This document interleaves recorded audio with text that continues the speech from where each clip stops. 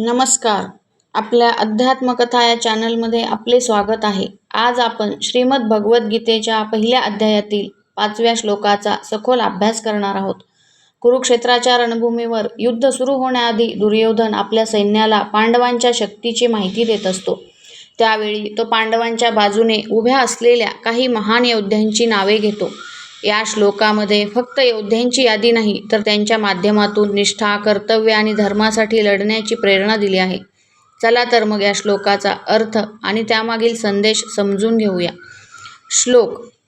दृष्टकेतुश्च कीतानः काशीराजश्च वीर्यवान पुरुजित कुन्तीभोजश्च शैबश्च नरपुंगवः. याचा शब्दशः अर्थ आहे, दृष्टकेतू, चेकितान, पराक्रमी काशीराज, पुरुजित, कुंतीभोज आणि श्रेष्ठ पुरुष शैब्य हे सर्व पांडवांच्या बाजूने युद्धासाठी सज्ज होते. दृष्टकेतू हे कोण होते? तर दृष्टकेतू हे चेदी देशाचे राजा होते. ते शिशुपालाचे पुत्र मानले जातात. शिशुपालाचा वध भगवान श्रीकृष्णांनी केला होता. तरी सुद्धा दृष्टकेतू यांनी वैरभाव न ठेवता धर्माची बाजू स्वीकारली. यातून आपल्याला एक मोठा संदेश मिळतो. धर्म आणि सत्य यांना वैयक्तिक भावना किंवा सूड भावना यांच्यापेक्षा अधिक महत्त्व दिले पाहिजे.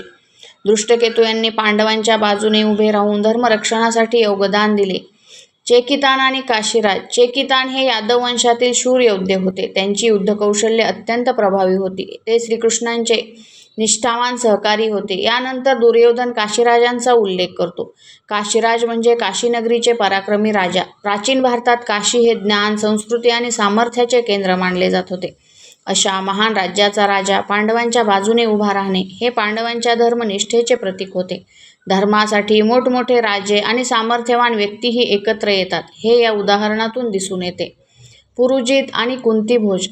पुरुजित आणि कुंतीभोज हे पांडवांचे नातेवाईक होते. कुंती माता ज्या घरात वाढल्या त्या घराण्याचे प्रमुख म्हणजे कुंतीभोज. त्यांनी आपल्या कुटुंबातील सदस्यांना सदैव प्रेम, संरक्षण आणि संस्कार दिले. जेव्हा धर्मासाठी संघर्ष करण्याची वेळ आली तेव्हा त्यांनी पांडवांना साथ दिली. यातून आपल्याला कुटुंबातील एकता आणि योग्य मूल्यांचे महत्त्व समजते.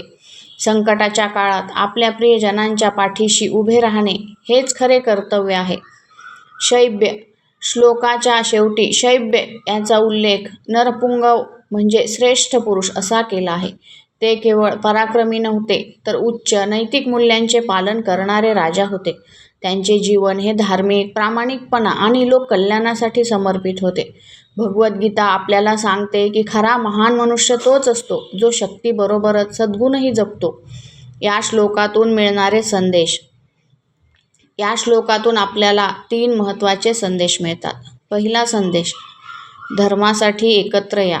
दुसरा संदेश, वैयक्तिक मतभेद विसरून सत्याची बाजू घ्या. तिसरा संदेश, शक्ती आणि सदाचार यांचा समतोल ठेवा. हे सर्व योद्धे वेगवेगळ्या राज्यातील होते, पण त्यांचे ध्येय एकच होते, धर्माचे रक्षण. भगवद्गीतेचा हा 5वा श्लोक आपल्याला सांगतो की जेव्हा आपण सत्य आणि धर्माच्या मार्गावर चालतो तेव्हा योग्य लोक आपोआप आपल्यासोबत उभे राहतात. धर्म, निष्ठा आणि कर्तव्य यांचे पालन करणारे हे योद्धे आजही आपल्यासाठी प्रेरणास्थान आहेत.